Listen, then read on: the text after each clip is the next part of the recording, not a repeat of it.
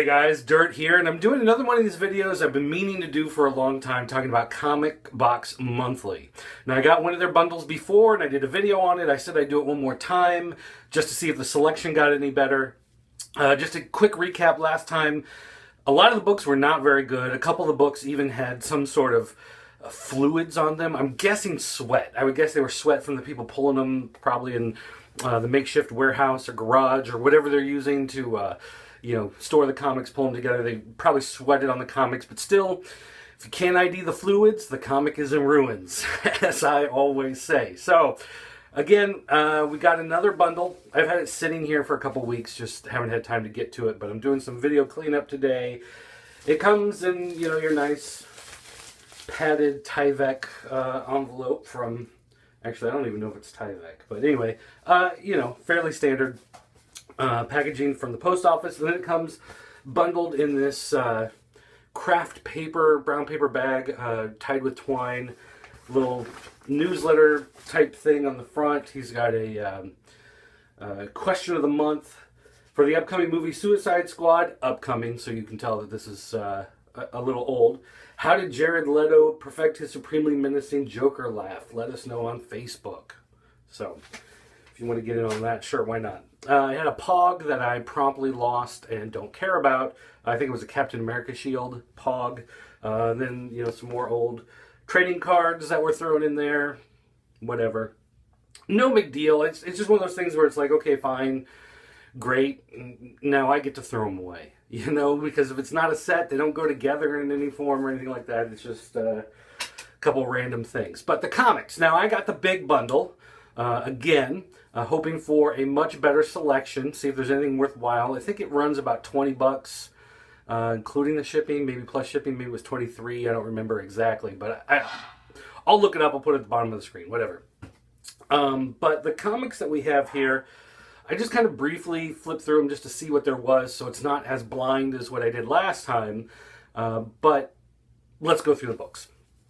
First up, we have Ghost Batgirl, one of these great crossovers, which, I mean, it's fine, but, number 2 out of the crossover, so, your mileage may vary, but I don't know how much story you're going to get out of that. We got Lady Rawhide number 5, which from Topps Comics, a failed comic book company. They did a lot of stuff that was licensed. I believe they did like Xena and Hercules and Jurassic Park. They did the Ray Bradbury. That was pretty cool, but these kind of bad girl comics just never really did anything for me, so that's another bust. We've got The Man with No Name number 1 from Dynamite. So their work based off the old spaghetti western movies. That's kind of cool, I guess. I mean, I could sit down and read it and enjoy it, and at least it's a number 1. So if I like it, I can go track down the rest. So that one's not too bad. We have another Lady Rawhide. Lady Rawhide number 3.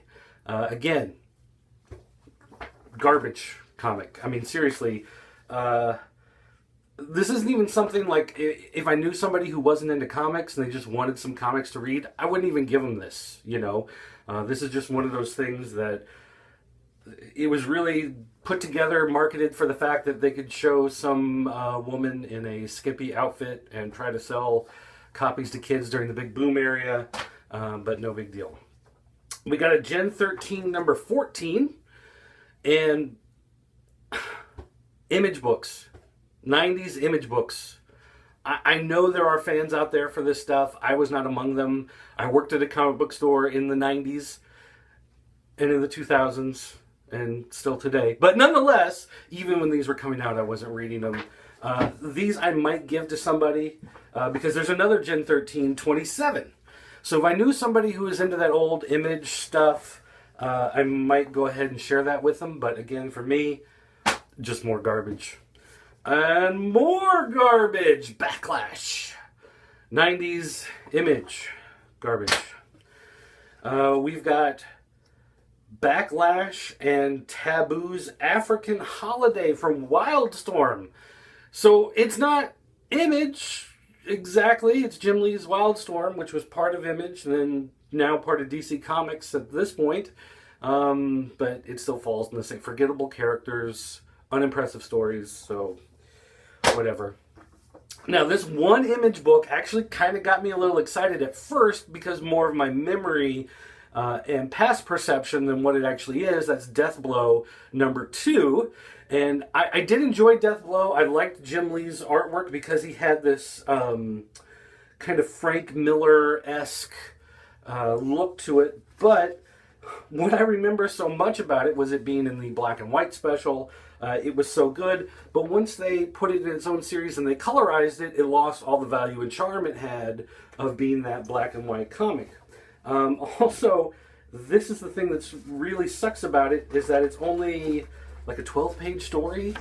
It's like this tiny little sliver of the book, and the rest of the book, we got a Cybernary #2 added onto this book, and then we've got like a whole bunch of ads and a fold-out poster and all sorts of stuff. So as far as this being Deathblow #2, I guess that's kind of cool, except they ruined it with the coloring. The story is short, and it's basically full of another comic. So excitement didn't last on that one. Pitt #1. Now, I know some of you are thinking, hey, it's Pitt. Pitt's cool, right? It's from the artist that did Hulk at the time, and he was really cool. And it's a #1 from Image, so it must be worth something, right? Except no. You can go to conventions and find long boxes full of books like this. If you buy them online, you can buy them cheap. You can buy them from liquidators, under $1 a copy if you buy them in bulk. They're literally thousands and thousands of these just floating around in the market because Image was so overhyped and so overprinted at the time. Again, it is a #1, so I'll give them credit for that. If I knew somebody getting into comics, maybe I might go, well, here's this random #1, enjoy it. But again, for me, the collection I have, the books I have, it's really not worth anything. Savage Dragon #4. Eric Larson's a tool. Let's see, we got Wildcats 0. So again, you could say, hey, at least it's a 0, along with that Pitt #1, but again, overhyped, overprinted. It's a book. I'm sorry, and this is even not Jim Lee. Brett Booth and Alex Garner. And Brett Booth is not one of my favorite guys. The work he's doing on DC just drives me crazy. So again, not a book I really have any interest in at all. We got a Spiderman 2099, #14. And at least this one, this is almost a diamond in the rough. Now, this isn't going to be worth anything if you're a collector. It's not a big value, but it's artwork by Tom Grindberg, or Grinberg. I'm not sure exactly how you pronounce it, but I've always liked his work. Right now, he's doing work on the Edgar Rice Burroughs website. He does the official Tarzan comic strip that they do there. And he has a very unique style to him. It's almost like a Mike Mignola with curves. It's kind of difficult to explain, but you can see he uses a lot of the blacked out areas, good anatomy. I like that one. All right, so I'll give him credit on that one, even though, again, it's Spider-Man 2099, which, but the artwork is good, so that one I'll hold on to. We got a Speedball #4. Now, this is just kind of out of left field. This is from 1988. So that's the year I started 7th grade, actually. And probably the year many of you were born watching this. A lot of you watching this probably weren't even born then. So that's an interesting old back issue. One problem, though, water stain on the back. Again, if you can't ID the fluids... And it's not the first time this has happened with these books, so that's kind of scary to me. We've got a Green Hornet 26 from Now Comics, which is interesting. I mean, it's actually kind of cool in a dumb, stupid way. Like, when you're going through movies trying to find something to watch and you run across, like, Blank Man with one of the Wayans brothers in it, and you're like, oh, man, that is so... kind of terrible and off the wall that it's actually kind of cool, and that's where this old Now Comics Green Hornet series fits in. So, I'm not gonna like jump up and down going crazy like, oh, this is fantastic, but I mean, there's ads for the Married with Children comic in here, and in a way, that's kind of worth something. Enemy Ace in Booster Gold. This is when they did one of those villain spotlight things on Booster Gold. At least Booster Gold is cool. Dan Jurgens' book. Met Dan Jurgens a number of times. He's a great guy. Love talking to him. So the fact that this is in there, I'll give him a little bit of bonus credit on that one. We got a Vampirella book. Vampirella Strikes. Now this is actually super cool.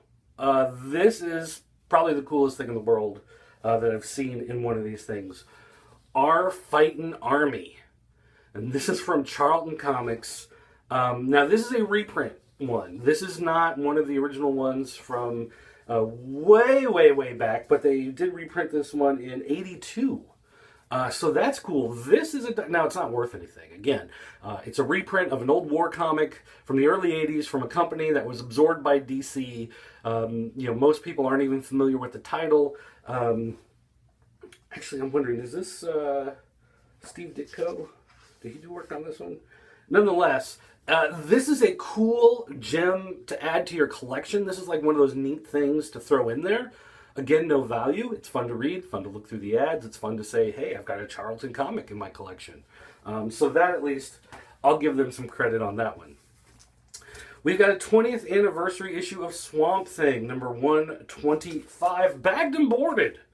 So from someone's personal collection that they apparently bought out to add to their liquidation list of comics. Nothing special about this issue. An old DC...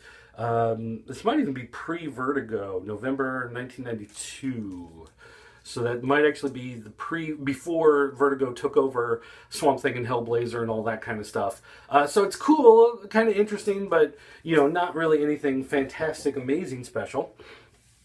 And then The Adventures of Superboy. This is the last one in there, and this is, I think, the one that got me most excited. The Our Fighting Army is actually number 2 on the list, and they're kind of battling for first place.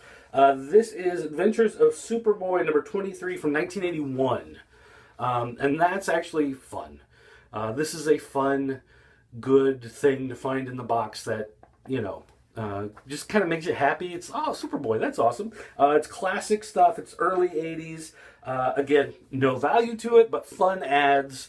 I like comics on newsprint. I like that era of stuff. So, going through the box, we did get a few things in here that I'm just happy to have. So we've got Tom Grimberg artwork. We've got Now Comics. That's pretty cool. We've got Booster Gold, Dan Jurgens, good stuff. Our Fighting Army, our Swamp Thing, and Superboy. So not bad overall, but considering the amount of books I have laying here on the floor that I have no interest in, I might hold on to this Speedball just because, but the rest of them, I'll probably just throw in the box of stuff to give away on Free Comic Book Day. I might hand them out with the candy on Halloween. But for the most part, that stuff. So if I had bought the cheaper box, the one that was half the size, and it came with all these books, I'd be really excited. But the fact that I had to pay the $20 for the bigger box and get this smaller set of stuff that I actually like, that I'm interested in, it just doesn't work. This is the problem with these blind bags and with these, boxes of random stuff, the loot crates and the geek boxes and all of that stuff. I can't do it because there's just so much in there that I don't care about. I don't particularly like. Mid-90s Image, I'm sorry, I know it has its fans, but I am not among them. So anyway, I can't stick with Comic Box Monthly. If they were to offer one where they said everything is, pre-1990, then I would. I probably would. I'd jump right on that. If someone said, all books are from 75 to 85, I would jump on that in a heartbeat. Everything's pre-70s. Hey, definitely. I'd be in on that. Of course, it'd be a little more pricey. But most of the stuff is the filler stuff that you're going to find in those 3 for $1 bags at Dollar Tree. You're going to find in those gas station packs. You're going to find them, anywhere you get those bulk, packs of liquidation comics that you find at cheap stores, discount stores. It's never anything all that fantastic. And a lot of the stuff that you get by mail order, that you mail away for these packs of old comics, you're going to find a lot of this Image stuff in there. A lot of Marvel, late 90s stuff gets thrown in there because that's when they were facing bankruptcy and they were having all these problems and nobody was buying their comics, and you know, they were doing all the having Rob Liefeld draw Captain America with massive woman pecs. It was just bizarre, you know, terrible stuff. That's mostly the stuff you're getting here. So I canceled. I just can't do it. Again, if they said they would do pre-90s stuff, I'd buy that box. I'd be on that list. But with the amount of stuff that's in here that's just worthless to me, the stuff that I do like doesn't really make it up, because this stuff, I could go online. I could buy all of these books for probably $8 plus shipping to get sent to me, and that's a lot cheaper than the $20, you know, whatever I'm paying for the comic box. So that's it, guys. That's all for this video. Thanks for watching. Don't forget to check out ineedcomics.com, part of the Pop Culture Network, or of course go to popculturenetwork.com and check out all the other great stuff that's there. That's going to do it for me. I'll see you next time. Dirk, call me.